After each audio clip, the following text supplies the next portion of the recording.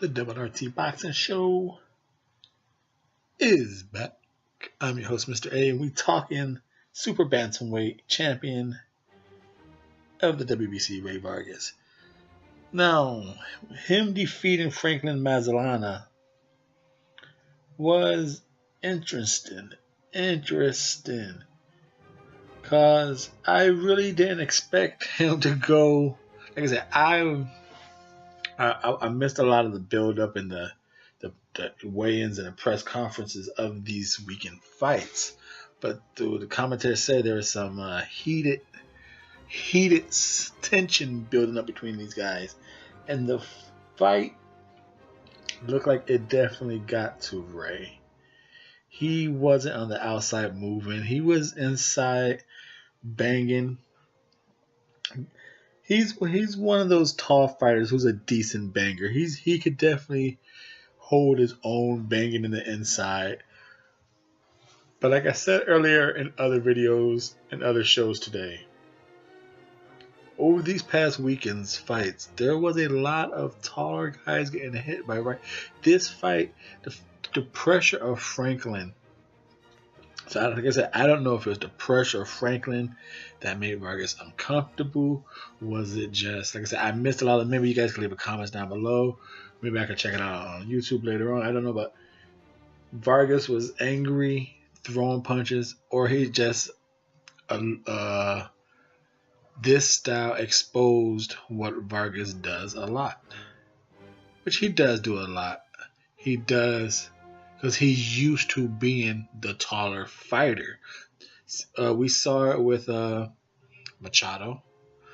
We saw it with Vargas, and we saw it with Hugo Reyes. They're used to being a taller fighter, so when they back out, their hands are usually low, their guards low, and you can punch around their high guard because it's a very weak high guard because they're used to being taller and people have to punch up. Or they just straight back down with the lean back in their hand, their hands down. Ruiz got connected with Davis right around the guard because he's just used to being tall. Machado, his hands were down. He's used to being taller, and Homeboy just kept cracking them. And then Vargas kept backing up with his hands down. He's used to just being tall. And we saw him, that's like a good flaw he has. It's not like good, like, oh yeah, you get cracked, but if you're looking for what you can catch Vargas with, if you put pressure on him right now in his stage in his career, it might be a hard habit for him to pick up, to constantly have his hands up. It just might be he can't do it. He might have to get knocked out once or twice before he's like, oh shit, I gotta keep my hands up. You might be able to catch him in a fight or two pulling out. Because he does it with his, but besides that, he was hitting body shots, combinations was clean.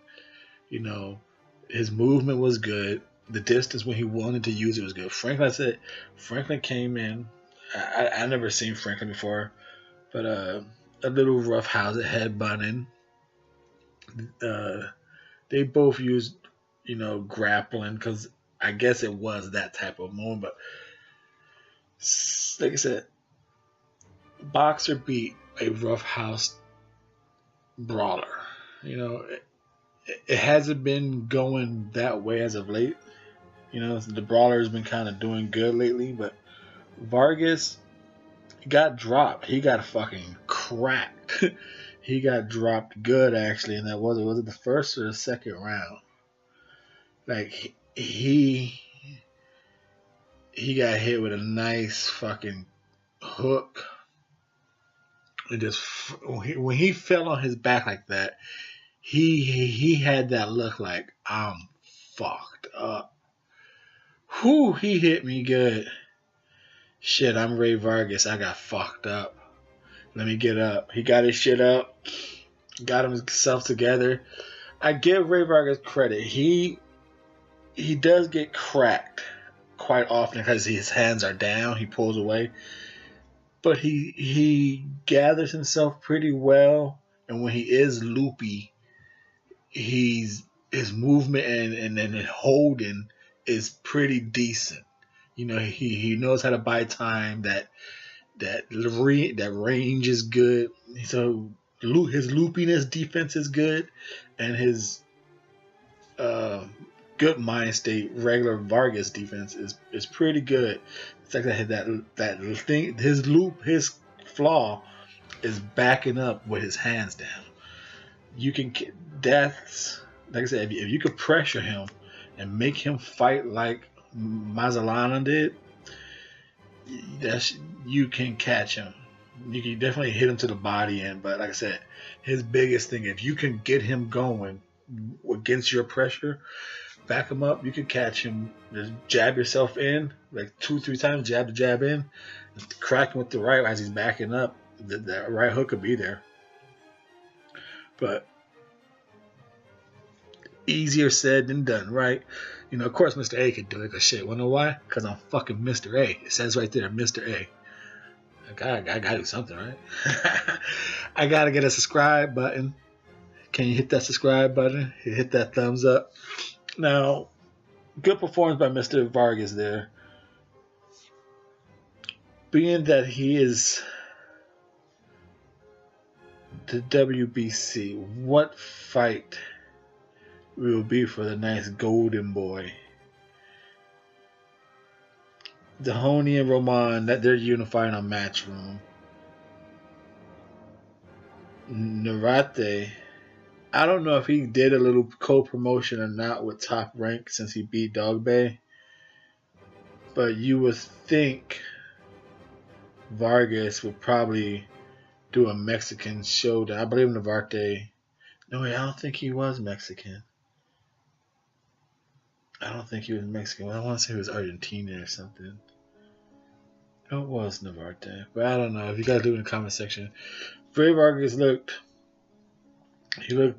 He looked good being aggressive and taking risks and throwing punches in the inside, not just the station, not the lateral movement. Like I said earlier, I was talking about on a video of Gervonta Davis doesn't have a lot of lateral movement. That's my flaw against Gervonta Davis. I think someone could take advantage of him moving laterally. I think Rey Vargas has lateral movement offense. I think laterally, offensively, defensively, he could punch on the move and he could move on defensively, causing his opponent to constantly reset their feet to take away their power while he attacks for points. He's a good, like I said, Rey Vargas is good. Like I said, I can only imagine if, seeing how he fought Frank Manzanilla, I can only imagine if that Rey Vargas would have had a chance to unify against Isaac Dogbe. I told people Dogbe will have trouble with a jab. Can you imagine the height and jab of Vargas with that aggression? I think that would have been trouble for Dogbe. But like I said, that's why I think Vargas and Navarrete would be a good fight, since Roman and Dahoni, how you pronounce that name, is unifying over there in Matchroom. Rey Vargas, 122.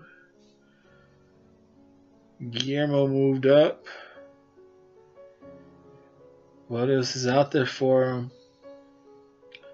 Azat, I already had that fight. Diego De La Hoya. Did Diego De La Hoya, where did he have trouble making weight? He couldn't do it. I thought he had to move up to 126. Yeah, I think last I heard, did he like faint in his last camp, Diego De La Hoya? So I think he might be 126.